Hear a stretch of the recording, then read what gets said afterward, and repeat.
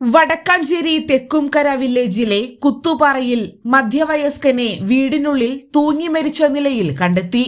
കുത്തുപാറ കാവുള്ളാട്ട് വീട്ടിൽ പരേതനായ നാരായണന്റെ മകൻ 56 വയസ്സുള്ള പ്രകാശനാണ് മരിച്ചത്. ചൊവ്വാഴ്ച രാത്രി 8:15 വീടിന്റെ കിടപ്പുമുറിയിലെ ഫാനിൽ പ്ലാസ്റ്റിക് കയറിൽ കെട്ടിത്തൂങ്ങിയ നിലയിലാണ് ഇദ്ദേഹത്തെ കണ്ടെത്തിയത്. ഉടൻ തന്നെ വീട്ടുകാർ കെട്ടഴിച്ച് ആശുപത്രിയിൽ എത്തിച്ചെങ്കിലും ഡോക്ടർ മരണം സ്ഥിരീകരിക്കുകയായിരുന്നു. സംഭവത്തിൽ സഹോദരൻ പ്രഭാകരൻ നൽകിയ മൊഴിയുടെ അടിസ്ഥാനത്തിൽ വടക്കാഞ്ചേരി പോലീസ് അസ്വാഭാവിക മരണത്തിന് കേസ് രജിസ്റ്റർ ചെയ്തിട്ടുണ്ട്.